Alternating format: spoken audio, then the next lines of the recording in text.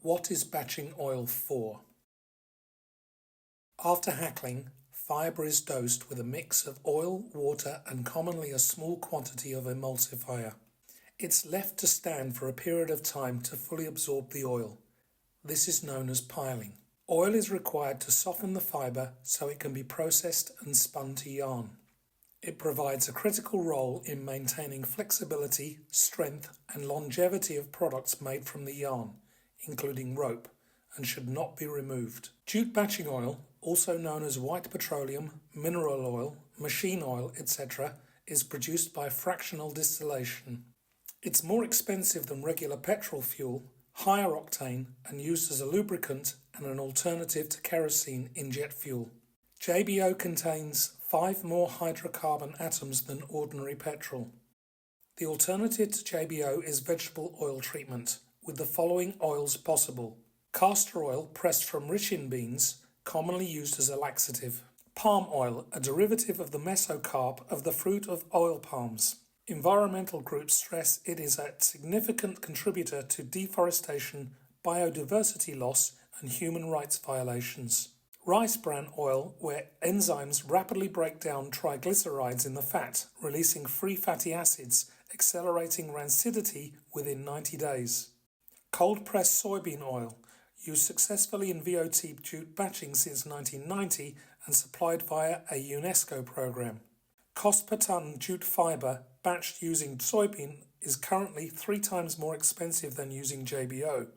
Dipping raw tosser jute fibre in mineral and vegetable oil reveals another effect. Mineral oil makes the fibre stiff and wiry. Vegetable oil retains its softness and pliability. From the Petron Corporation JBO Material Safety Datasheet, if overheated, especially in the presence of water, hydrogen sulfide may be released. The product should not be heated above 70 degrees C to avoid possible release of highly toxic hydrogen sulfide. This can cause respiratory collapse, coma, even death without necessarily any odour being sensed. It is not expected that it will be readily biodegradable. It is expected to be harmful to aquatic organisms. Multiple scientific studies conclude the carcinogenic risks of using JBO. Increase in activity was registered after single topical application of known carcinogenic polyachromatic hydrocarbons. 100% tumorigenesis was recorded during the 20-week period of study. Types of tumours developed after skin painting with jute batching oil included benign papillomas, keratoacathomas, and fibrosarcomas. Results suggest jute batching oil could be a complete carcinogen or a tumour-promoting substance on mouse skin. The problem with attempting to remove JBO from jute rope is that only the smell may be reduced.